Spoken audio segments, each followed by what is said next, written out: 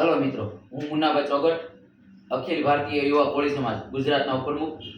આજે આ વિડીયોના માધ્યમ દ્વારા ગુજરાતના સમગ્ર કોળી સમાજના યુવાનોને, માતાઓ, બહેનો અને સામાજિક આગેવાનો અને રાજકીય આગેવાનોને આ વિડીયોના માધ્યમ દ્વારા જણાવવા માંગુ છું કે આવતીકાલે તારીખ 9/3/2025 ને રવિવારના રોજ વિસ્યા મુકામે જે આપણા કોળી સમાજના નવયુવાન એવા ઘનશ્યામભાઈ રાજપરાની અન્ય સમાજના અસામાજિક તત્વો દ્વારા નિર્મમ હત્યા કરવામાં આવી હતી આજથી દોઢ મહિના પહેલા। એ અનુસંધાને ઘનશ્યામભાઈ રાજપરાના પરિવારને ન્યાય મળે એટલા માટે થઈને એક સમસ્ત કોળી સમાજનું એક કાલે ભવ્ય સંમેલન રાખવામાં આવ્યું છે।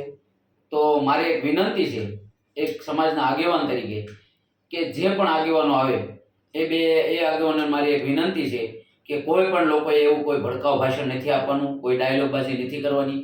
ફક્ત ને ફક્ત સ્વ ઘનશ્યામભાઈ રાજપરાની જે નિર્મમ હત્યા થઈ છે અને એમના પરિવારને ન્યાય મળે એટલા માટે થઈને આ એક સંમેલનનું આયોજન કરવામાં આવ્યું છે। સમસ્ત કોળી સમાજ, એમાં ઘેડિયા કોળી સમાજ આવી ગયો, તળપદા કોળી સમાજ આવી ગયો, સુમાળિયા કોળી સમાજ આવી ગયો, તમામ જેટલા કોળી સમાજ છે બધા આવી ગયા છે। સમસ્ત કોળી સમાજના લોગા હેઠળ જે આવતીકાલે તારીખ 9/3/2025 ને રવિવારના રોજ બપોરે 2 કલાકે વિસ્યા મુકામે જે આ સંમેલનનું આયોજન કરવામાં આવ્યું છે, તો હું વિનંતી સાથે કહું છું કે કોઈ પણ એવું ભડકા ભાષણ નથી કરવાનું।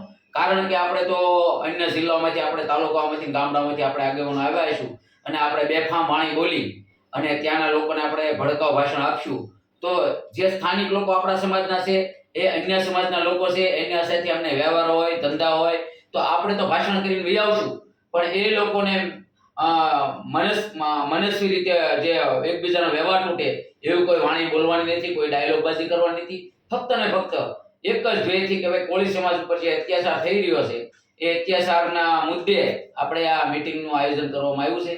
તો મારી ત્રીજી વાર વિનંતી છે સમસ્ત કોળી સમાજના માતાઓ, બહેનો, યુવાનો, આગેવાનો અને રાજકીય આગેવાનોને કે કોઈ પણ લોકોએ ભડકાઉ ભાષણ આપવાનું નથી।